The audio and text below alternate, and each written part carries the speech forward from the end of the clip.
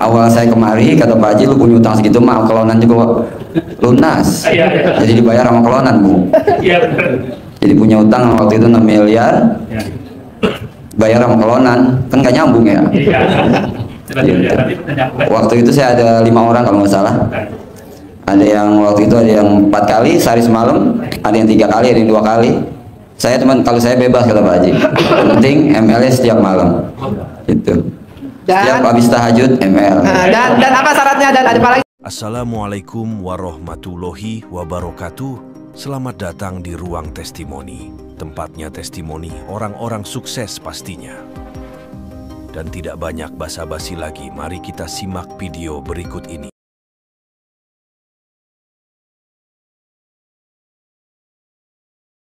Bismillahirrahmanirrahim. Assalamualaikum warahmatullahi wabarakatuh. Terima kasih para tamu yang hadir pada malam hari ini, malam yang penuh rahmat, malam nisfu Sa'ban ya, malam diturunkan rahmat. Maka yang hadir pada malam hari ini hajat-hajatnya Allah ijabah, Allah kabulkan. Kalau yang datang kemarin kan udah yakin pasti Allah kabulkan gitu. Makanya keyakinan kita harus kita tambahkan. Sekalipun guru besar kita nggak ada, lagi istirahat, makanya kita semakin yakin Allah pasti kabulkan. Kalau Pak Haji kan cuman pelantara, yang kabulkan cuma Allah kan gitu. Kita harus yakin Allah pasti kabulin seluruh hajat-hajat kita. Dan terus buat bapak-bapak ya,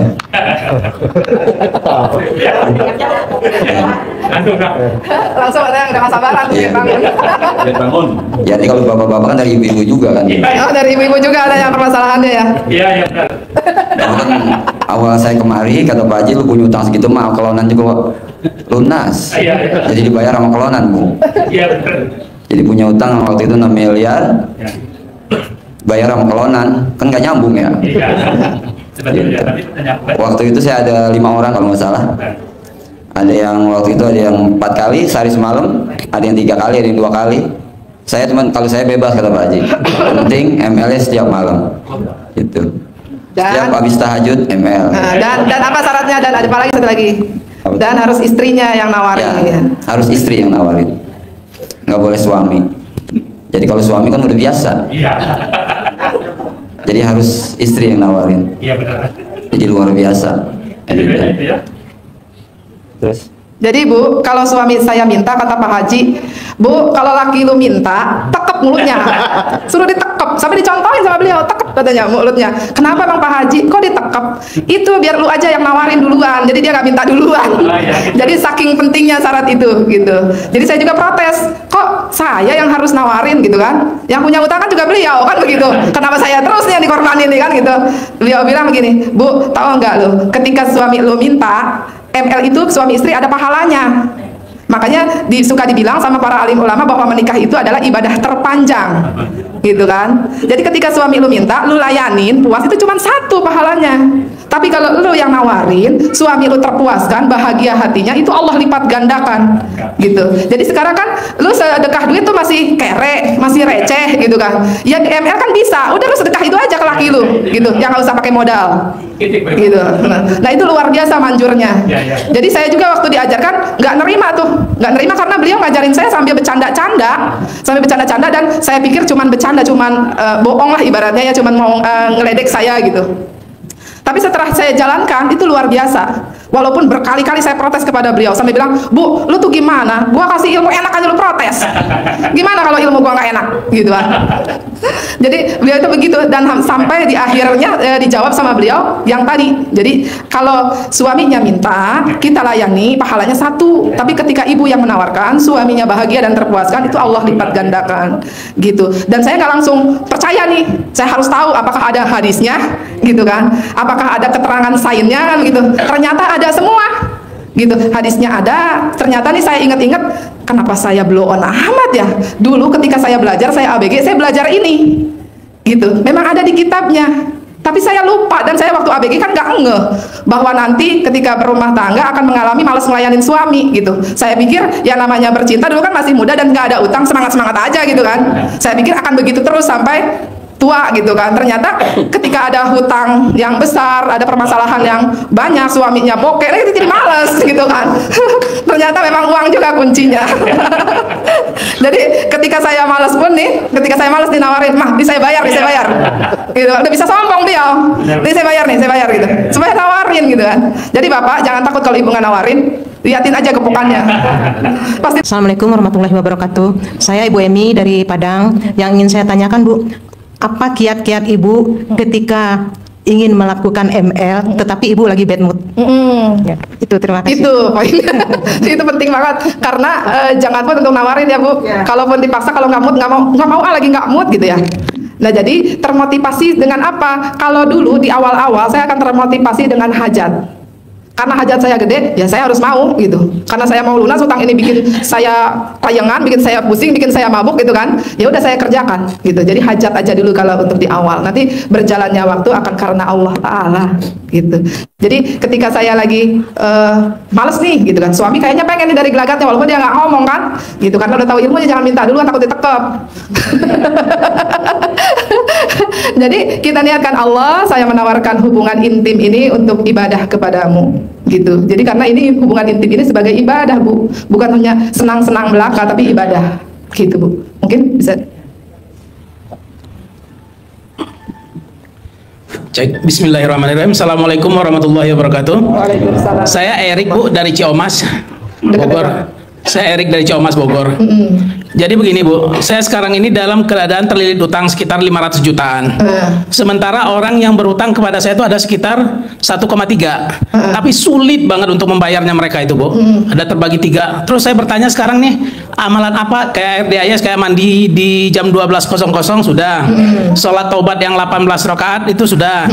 Membaca Al-Quran baru 3 juz satu malam itu Bu. Iya. Tapi sampai sekarang ya alhamdulillah sih badan masih sehat dan rezeki yang kecil-kecil masih, cuman untuk penyelesaian belum ketemu titiknya Bu. Jadi Bapak mau tanyakan kepada saya kenapa sudah dikerjakan semua tapi belum terkabul? Iya. Gitu. Karena Bapak saya lihat masih fokus kepada hajatnya, bukan kepada Allahnya. Allahu Akbar, iya Bu, betul, benar.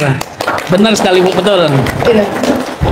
Karena pengertian fokus, kadang kita fokus kata guru kita, coba fokus pemikiran kita fokus kepada hajat. Betul Bu, betul. Yang keren bukan kepada hajatnya, tapi kepada Allahnya. Allah. Kalau bisa nggak usah ingat-ingat. Gitu. Udah dilupakan aja tuh yang punya utang, dilupakan. Bahkan nggak boleh ditagih sama Pak Haji ya. Iya. Udah jangan ditagih. Itu yang bikin saya bingung gitu Bu. Nggak usah ditagih, lu sumpahin aja. Gimana saya nyumpahin? Banyak duitnya Pak Haji ini. Sedangkan ini orang 200 juta ini udah desek. Cuman alhamdulillah orangnya juga udah nggak desek lagi sekarang. Udah walaupun dibayar 2 juta berapa adanya kita bayar kan. Cuman yang kepikir memang itunya Bu, pikiran saya gimana nih, fokusnya gimana cara nagih utang ke orang ini, gimana caranya, jadi bukan ke Allahnya. Betul. Coba itu dilepas, nggak usah Bapak pikirin cara nagihnya, udah fokus aja sama ibadahnya, biar itu nanti Allah yang selesaikan. Karena pengalaman saya ketika saya berdoa, Allah kasih saya rezeki yang banyak untuk membayar hutang, itu lemot Pak. Karena saya masih mengandalkan diri saya, Allah. Gitu. Tapi ketika doa saya dirubah Allah, seluruh urusan hutang pihutang saya, Engkau yang melunasinya, beres Pak. Allah, baik Bu. Bener Bu ya. Mindsetnya yang harus dirubah ya Bu ya. Betul. Terima kasih, insya Allah Bu. Waalaikumsalam.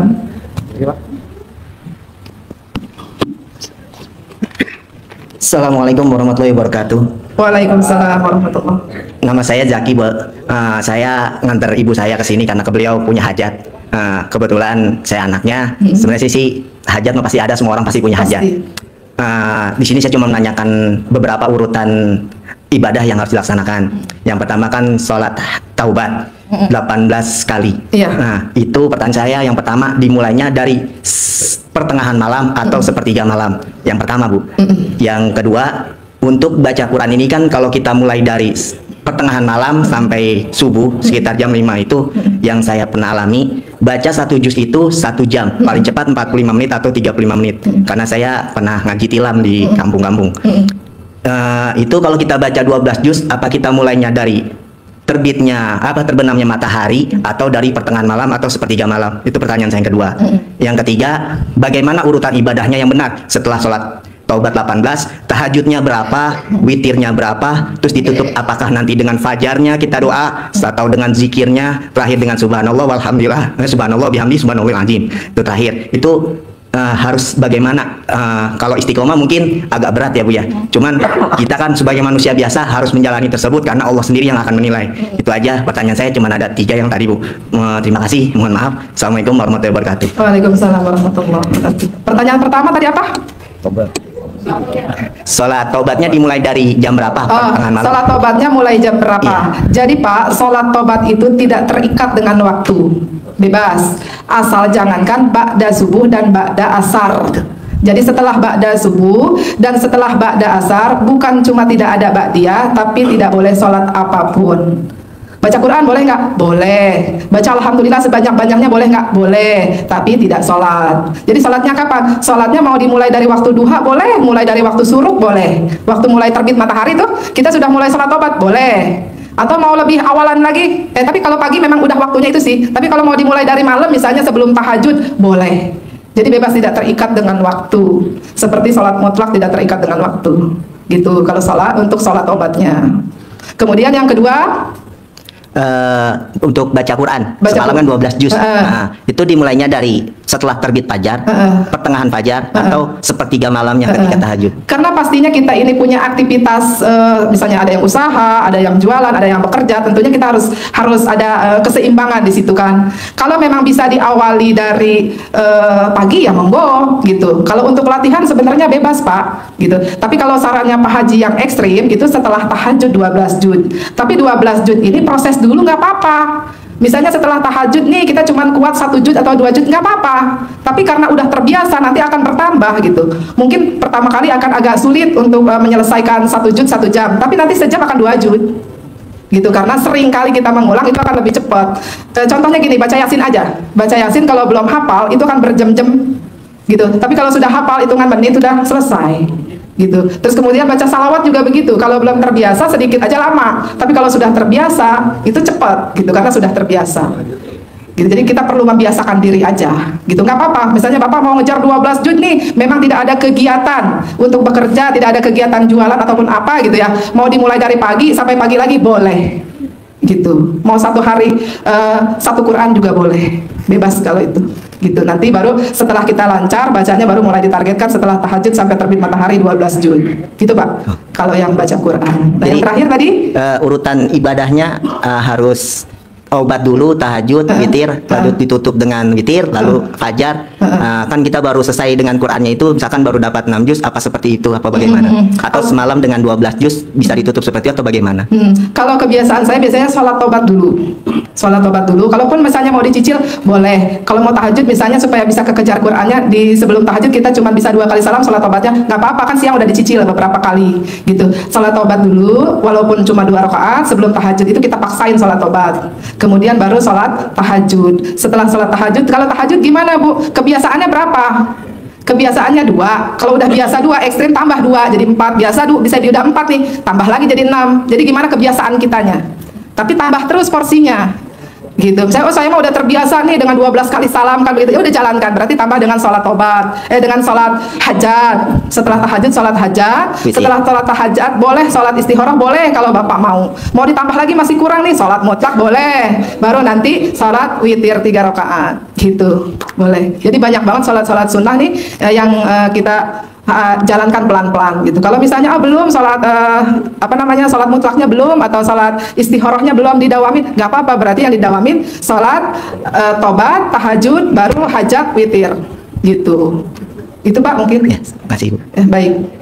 Harapan saya, semoga siapa saja yang telah menonton video ini jadi terinspirasi, dan saya doakan semoga semua hajat Bapak Ibu semuanya bisa cepat terkabul, dan saya doakan Ibu Bapak semuanya bisa secepatnya datang ke RDIY dan bertemu dengan Pak Haji dan anak-anak yatim tentunya. Amin amin ya rabbal alamin. Assalamualaikum warahmatullahi wabarakatuh.